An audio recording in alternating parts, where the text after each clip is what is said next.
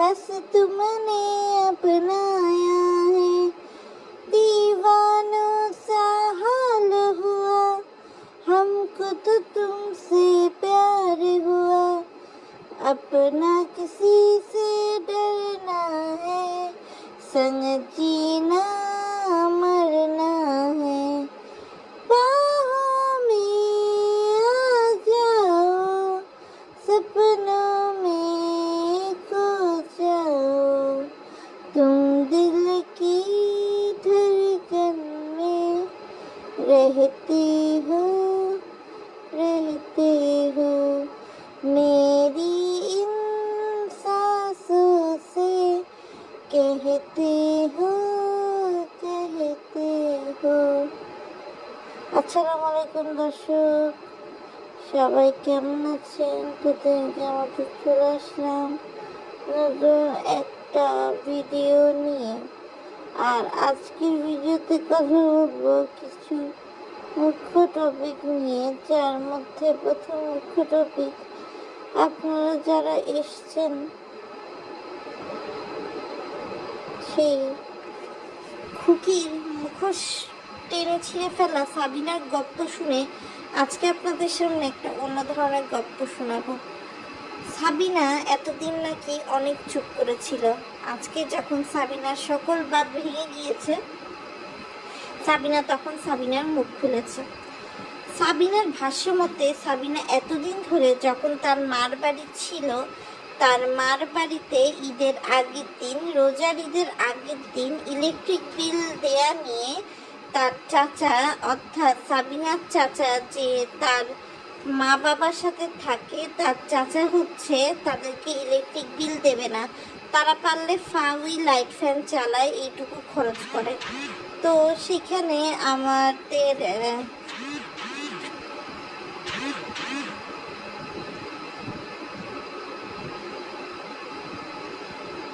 আমাদের খুকি এই এক কথায় দুই কথায় নাকি বলছে জমি জমা বিষয়ক টাকা পয়সা শাহিন দেয় নাই, তার চেয়ে বেশি মিজান দিয়েছে। যখন কিনা তার শাশুড়ি আবার এটা বলে দেয় যে না, তার দুই ছেলেই টাকা দিছে, কেউ কম দিছে কেউ বেশি দিছে। এবং এইটা নিয়ে যখন অশান্তি হয় তখন খুকি নাকি বলে যে এই মহিলা এত খারাপ, এই মহিলা যদি পচে গিয়ে লাশও হয়ে যায়, গন্ধও বের হয়, পচে যায় তার লাশ, তাও নাকি খুকি তার দিকে ফিরে তাকাবে না। এবং এই কথা যখন তার মাকে বলেছে খুকি, তারপরে নাকি হচ্ছে খুকি দেখেছে যে সেখানকার মানুষও কিছু বলে না, আবার মানে হচ্ছে তার ভাইরা কিছু বলে না। তো সেখানে আরিফ ছিল, আরিফ আবার মানে খুব বিরক্ত হয়েছে, এর হচ্ছে নাকি অবস্থা। তো খুকি বলেন, মিম বলেন, সবাই বলতেছে যে আসলে মিমের খুশি, খুকি দেখতে পাচ্ছে না। আবার তিশারও একই কথা, সাবিনা তো বলেই দিছে যে তিশাকে কিন্তু কাদাতে কাদাতে পদ্মার চট ছাড়া করছে হচ্ছে আপনার বাপ্পি। এবার দর্শক একটু বলি, সেটা হচ্ছে এই যে আমাদের খুকি নাকি যেদিন ঝগড়া হয়েছে এবার তিশা বাপ্পি এরা আসলে, তো সেই দিন নাকি মিম রাতের বেলা খেয়ে দিয়ে অনেক রাতে থালা বাসনগুলো ওভাবেই রেখে আসছে যে পরদিন সকালে সে হচ্ছে সেই থালা বাসনগুলো ধোবে, যেহেতু ওই দিন অনেক রাত হয়ে গেছিলো। কিন্তু পরবর্তীতে সে নাকি হচ্ছে দেখে যে সকালবেলা উঠে খুকি এগুলো করা শুরু করছে। কিন্তু ততক্ষণে ধরেন সাবিনা বাড়িতে হচ্ছে আমাদের তিশাপাটা চলে গেছে। তো যাই হোক দর্শক, এই হচ্ছে মোটামুটি অবস্থা। তো সাবিনার ভাষ্য মতে, সাবিনা ছাড়া সাবিনার মার ফোন আর কেউ ধরে না। তিশাকে নাকি 2-3বার ফোন দিলে তারপরেও পাওয়া যায় না।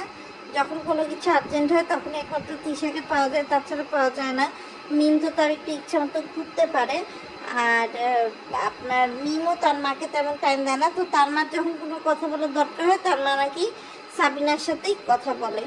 তো যাই হোক দর্শক, ব্যাপারটা হচ্ছে কি, দোষ আসলে সব পক্ষেরই আছে, শুধু যে এক পক্ষের দোষ আছে সেটা বললে কিন্তু হবে না, তাই না বলেন? তো এই যে বাপ্পি কোরবানির গরু কিনতে গেছে, কোরবানির গরু কিনতে গিয়ে আমাদের বাপ্পির কিন্তু টাকার গরম দেখায় একেবারে গরমান্বিত হয়ে গেছে। কেন টাকার গরম দেখাইছে দর্শক সেটা আপনাদেরকে বলতেছি। 85,000 টাকা দিয়ে গরু কিনে যেভাবে সবার সামনে বলছে, এটা আসলে বলার মতো কিছু ছিল না। তারপরে পারিপার্শ্বিকতা যেহেতু মনে হচ্ছে যে বলবে, সেই জন্য বলছে। আর বাবুর বাড়িতে বাবুর পুরো পরিবার বেড়াতে গেছে। বাবুর কিন্তু অশ্লীলতা যেটা, সেটা কিন্তু চলছে। যেখানে বাবুর মা, ফুফাতো বোন, ভাবিরা বসে আছে, সেখানে সে তারপর বড় বোন সে কি গান বাজাচ্ছে যে তুমি বাসর ঘরে দিও না তো বাতিনি ভাইয়া, এবং সে এতই হেরে গালায় এবং জোরে জোরে গান বাজাচ্ছে মজা করার অর্থে, যে সেই গান শুনে কিন্তু আমাদের আবদি অনেক বিরক্ত হয়ে গেছে। সে কিন্তু কানের মধ্যে একটা হাত দিয়ে রাখছে। আবার এদিক দিয়ে দেখলাম যে শারমিন শারিফাকে খুব ভালোই ট্রেনিং দিছে। কেননা তিশা বাপ্পি আর মরিয়মের মাকে তো 3 পিস আমাদের মিম আগেই দিছিল। তো বাকিদের 3 পিস দিতে যখন হচ্ছে মিম বসছে, তখন শারিফা যখন দেখছে তার জন্য কিছু নাই, তখন সে কান্না করা শুরু করছে।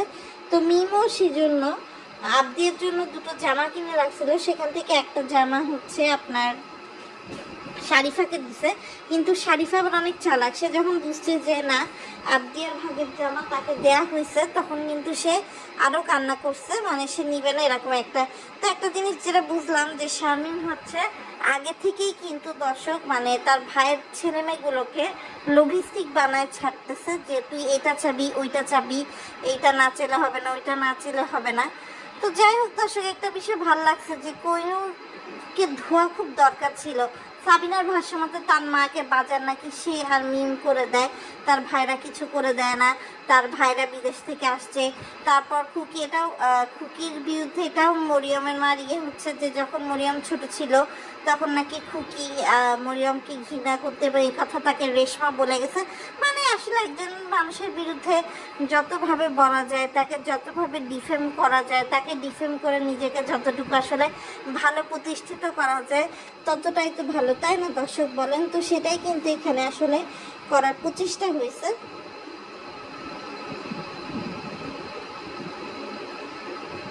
আর আমাদের বাপ্পি ভাই যখন ভিডিও করে তখন কিন্তু আসলে বাপ্পি ভাই আশেপাশে কোনো অ্যাডিশনাল সাউন্ড বলেন বা কিছু বলেন কিছু একদম পছন্দ করে না।